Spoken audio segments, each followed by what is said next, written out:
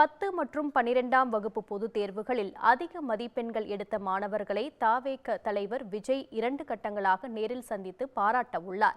நடந்து முடிந்த 10 மற்றும் 12ஆம் வகுப்பு தேர்வு முடிவுகள் மே மாதம் வெளியிடப்பட்டது. அதனைத் தொடர்ந்து தமிழக வெற்றிக் கழகம் சார்பில் வெளியிடப்பட்டுள்ள அறிக்கையில் 10 மற்றும் 12ஆம் பொதுத் தேர்வுகளில் அதிக மதிப்பெண்கள் எடுத்த மாணவர்களை தவேக தலைவர் விஜய் நேரில் சந்தித்து பாராட்ட உள்ளதாக தெரிவிக்கப்பட்டுள்ளது. சென்னையில் 2 கட்டங்களாக நடைபெறும் நிகழ்ச்சியில் தவேக தலைவர் விஜய் பங்கேற்று பரிசுகளையும் ஊக்கத்தொகையையும் மாணவர்களுக்கு வழங்க உள்ளதாக தெரிவிக்கப்பட்டது. இந்த நிகழ்ச்சி சென்னை திருவான்மையூரில் உள்ள ஸ்ரீ ராமச்சந்திரா கன்வென்ஷன் சென்டரில் நடக்க உள்ளது.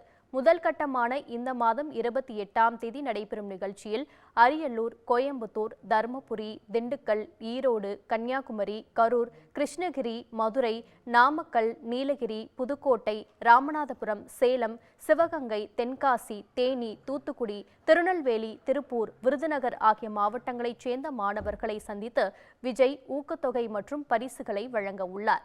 தொடர்ந்து ஜூலை 3ஆம் தேதி நடக்கும் 2ஆம் கட்ட நிகழ்ச்சியில் செங்கல்பட்டு, சென்னை, கடலூர், கள்ளக்குறிச்சி, காஞ்சிபுரம், காரைக்கால், மயிலாடுதுறை, நாகப்பட்டினம், பெரம்பலூர், புதுச்சேரி, ராணிப்பேட்டை, தஞ்சாவூர், திருவண்ணாமலை, திருவள்ளூர், திருவாரூர், திருப்பத்தூர், திருச்சி, வேலூர், விழுப்புரம் ஆகிய மாவட்டங்களைச் சேர்ந்த மாணவர்களை விஜய் சந்திக்கிறார்.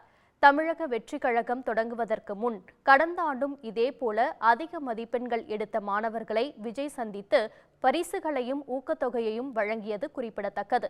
அப்போது ஒரே நாளில் 234 தொகுதிகளில் உள்ள மாணவர்களுக்கு விஜய் பரிசு வழங்கிய நிலையில் இப்போது 2 கட்டமாக பரிசு வழங்குவது குறிப்பிடத்தக்கது.